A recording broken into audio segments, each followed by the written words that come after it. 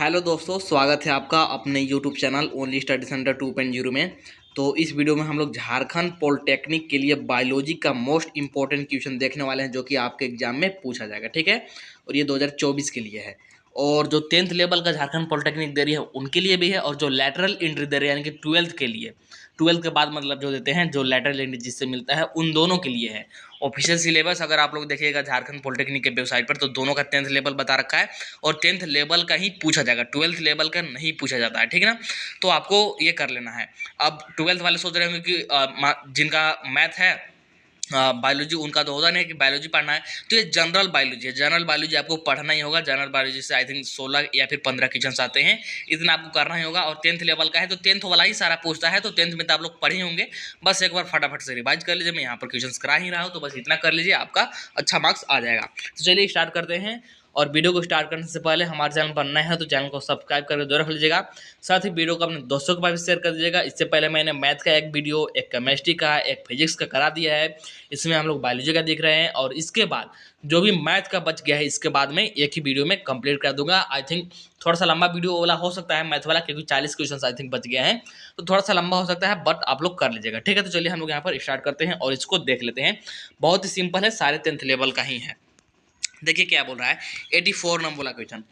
यदि सूर्य से छोटे कवक को उपलब्ध ऊर्जा 10,000 जूल है, तो छोटे कवक, फिर इससे क्या हो रहा है, फिर इससे जूल प्लांकटन है, फिर छोटी मछली है, ठीक, फिर है बड़ी मछली। आहार श्रृंखला में बड़ी मछली को उपलब्ध ऊर्जा की मात्रा होगी। अभी मैं बताऊंगा। सबसे पहले इंग्लिश में एक बार क्वेश्चन देख लेते हैं। The amount of energy that will be available to big fish in the food chain. Small algae है, फिर है यहाँ पर आपका जो प्लैंकटन, फिर है स्मॉल फिश, फिर है बिग फिश। और if 10,000 joule of energy is available to small algae from the sun is. तो देखिए इतना हमको दे रखा है, मतलब कि 10,000 जूल हमको यहाँ पर एनर्जी दे रखा है, ऊर्जा दे रखा है। और स्टार्ट कर रहे हैं हम लोग यहाँ पर छोटे कावक से, और हमसे पूछा है बड़ी मछली का, मतलब यहाँ पर हमको आना है। ठीक, बड़ी मछली तक आते आते कितना एनर्जी बचेगा, कितना ऊर्जा बचेगा, ये हमको बताना है। तो याद रखेगा, मेन इसका एक ही कॉन्सेप्ट है। उस कॉन्सेप्ट को अगर आप लोग याद रख लेते हैं तो ये क्वेश्चन सोल्व कर लेंगे। कि प्रत्येक प्रत्येक श्रृंखला में क्या होता है, 10% एनर्जी लूज होता है। कितना? 10% एनर्जी लूज होता है। ठीक, इस बात को याद रखिएगा। जैसे जैसे हम लोग श्रृंखला में बढ़ते जाएंगे, हर एक श्रृंखला में 10% लूज होगा। जैसे अगर छोटे कवक से यहाँ पर जो प्लांकटन में आते हैं तो यहाँ पर 10% लूज होगा, फिर यहाँ से यहाँ पर 10% होगा, फिर यहाँ से यहाँ 10% होगा, इस प्रकार से। तो चलिए अब हम लोग निकाल लेते हैं। तो देखिएगा 10% का मतलब 0.1 होता है। 10% का मतलब 0.1 होता है। 10/100 यही होता है 10%, तो 0.1 ही होगा। तो देखिए जब हम लोग छोटे कवक से, इस छोटे कवक से यहाँ पर आएंगे, जो प्लांकटन में आएंगे, तो 10% लॉस होगा। मतलब कि 10,000 का 10%, तो 10,000 में अगर 0.1 से गुना कीजिएगा तो ये आपका कितना आ जाएगा, ये आपका आ जाएगा 1000। कितना आ जाएगा? 1000 सिर्फ आ जाएगा। अब फिर यहाँ से यहाँ जाएंगे छोटी मछली में, तो 10% यहाँ भी लूज होगा। तो फिर अगर 1000 का अगर 10% देखो तो ये जाएगा 100। ठीक है, और फिर यहाँ से यहाँ आएंगे, क्योंकि हमसे बड़ी मछली को पूछा, तो अब आ रहे हैं बड़ी मछली पर, तो फिर इसका भी 10%, मतलब इसमें भी 0.1 से गुना होगा, तो ये आपका आ जाएगा 10, और यही हो जाएगा आपका राइट आंसर 10 जूल, यानी कि ऑप्शन नंबर यहाँ पर हो जाएगा आपका सी करेक्ट। आई थिंक आपको अच्छे प्रकार से समझ में आ गया होगा। मेन कॉन्सेप्ट यही था कि हर एक श्रृंखला में 10% एनर्जी लूज होता है, और 10% का मतलब 10/100 यानी कि 0.1। ठीक, चलिए आगे आ जाते हैं। 85 नंबर वाला क्वेश्चन क्या बोल रहा है, अपीहन के दौरान प्रयुक्त अपीहक द्रव में नाइट्रोजन अपशिष्ट नहीं होते, परंतु उसका परासरण दाब को हम लोग बोलते हैं ऑस्मोटिक प्रेशर। क्या बोलते हैं? Osmotic pressure. और ऑस्मोटिक प्रेशर के बारे में ज़्यादा जिक्र 11th 12th में है, 10th क्लास में भी होगा, लेकिन आई थिंक उतना नहीं है।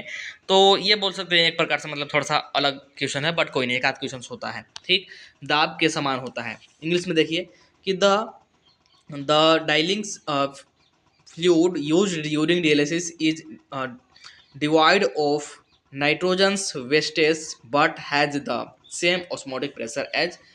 तो ये किसके समान होगा, ये पूछ रहा है ना। तो ये किसके समान होगा? ये रक्त के समान होगा, यानी कि ब्लड के समान, यानी कि ऑप्शन नंबर यहाँ पर हो जाएगा B correct, option number B. ठीक है, इसके बाद देखिए 86 नंबर वाला क्या बोल रहा है, निम्नलिखित में से कौन सा कथन सत्य नहीं है। ठीक, सत्य नहीं है पूछ रहा है। ठीक, मतलब कि रोंग वाला बताना है। 3 सही होंगे, 1 गलत होगा। ठीक, विच of the flowing statements is not true. ध्यान रखिएगा, क्वेश्चंस को अच्छे प्रकार से पढ़ना बहुत जरूरी होता है। तो यहाँ पर पूछ रहा है नॉट ट्रू, तो देखिए क्या बोल रहा है, आप एक एक करके पढ़ते हैं। प्रजनन में प्रथम घटना डीएनए प्रतिलिपि का निर्माण होता है, बिल्कुल सही बात बोल रहा है कि basic event is reproduction in the creation of DNA copy. सही बात है, मतलब कि ये वाला हमारा आंसर होगा नहीं, क्योंकि हमसे रोंग वाला पूछा है। सही बात है, लेकिन हमसे रोंग वाला पूछा है, इसलिए आंसर ये नहीं होगा। फिर बोल रहा है कोशिका केंद्र में डीएनए प्रोटीन बनने के लिए सूचना का स्रोत है, ये भी सही बोल रहा है, मतलब कि ये वाला भी नहीं होगा। ठीक, फिर बोल रहा है कि एक पूर्ण उत्पाद कोशिका में डीएनए की 2 प्रतिलिपियां बनाई जाती है, मतलब कि 2 copies of the DNA are made in क्या है, रिप्रोड्यूसिंग सेल। सही बात है, ये वाला भी नहीं होगा, मतलब कि ऑप्शन नंबर यहाँ पर हो जाएगा डी करेक्ट। क्या बोला देखिएगा, प्रजनन के दौरान विकास विविधता का आधार है, गलत बात है, मतलब कि ये वाला जो स्टेटमेंट है ना, ये रॉन्ग स्टेटमेंट है, इसलिए ऑप्शन नंबर यहाँ पर हो जाएगा आपका डी करेक्ट। हमसे रॉन्ग वाला ही पूछा था। इसके बाद देखिए 87 क्या बोल रहा है, गर्भधारण को रोकने के लिए गर्भाशय में कॉपर टी ठीक लगाना गर्भ निरोधी विधियों की किस श्रेणी में आता है। ये 10th क्लास का ही क्वेश्चन है। द इंसर्ट एक ही मतलब क्वेश्चन अभी जो आया था वो 11-12 लेवल का बोल सकते हैं, एक आध क्वेश्चन होते हैं, बाकी सब 10th लेवल का ही। The insertion of copper T in the क्या है, uterus to prevent pregnancy falls under which category contraceptive method. तो राइट आंसर इसका क्या जगह किस मेथड के अंतर्गत आता है, तो इसको हम लोग बोलते हैं अंतरा गर्भाशय गर्भ निरोधी प्रणाली, यानी कि ऑप्शन नंबर हो जाएगा C correct. Intra uterine contraceptive device, यानी कि ऑप्शन नंबर यहाँ पर हो जाएगा आपका सी करेक्ट। इसके बाद 1 मिनट कहाँ पे आ गए, सॉरी फॉर मिस्टेक, बट हाँ ये है हमारा नेक्स्ट क्वेश्चन। 88 देखिएगा क्या बोल रहा है, which category of organisms form the starting point of a food chain. जीवों का कौन सा वर्ग एक आहार श्रृंखला का आरंभिक बिंदु है। आरंभिक बिंदु पूछ रहा है तो आरंभिक ऑब्वियसली उत्पादक ही होगा, यानी कि producers, option number C correct.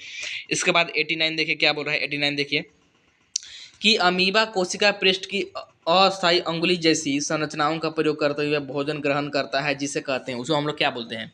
Amoeba takes in food using temporary finger like extensions of the cell surface known as. तो उसको हम लोग किस नाम से जानते हैं, उसको हम लोग जानते हैं पदाव या फिर सूडोपोडिया के नाम से। तो सूडोपोडिया हो जाएगा यहाँ पर right answer, option number C. ठीक, इसके बाद देखिए और 90 नंबर बोला क्या बोल रहा है, which of the flowing reproduced bye multiple fusion, यानी कि निम्न में से कौन सा बहुखंडन द्वारा प्रजनन करता है। बहुखंडन द्वारा, ठीक है ना, बहुखंडन द्वारा पूछ रहा है, तो बहुखंडन द्वारा इनमें से कौन सा होगा, तो इनमें से होगा प्लाज्मोडियम। प्लाज्मोडियम में बहुखंडन होता है ना, यानी कि ऑप्शन नंबर हो जाएगा बी करेक्ट। ये सभी 10th का ही है। इसके बाद देखिए क्या बोल रहा है 91 नंबर वाला कि आवृत बीजियों में प्रजनन अंग कहाँ स्थित होते हैं। Where is the reproductive part of angiosperm located. तो राइट आंसर क्या जाएगा 91 का, राइट आंसर हो जाएगा आपका यहाँ पर पुष्प, यानी कि फ्लावर्स, ऑप्शन नंबर सी।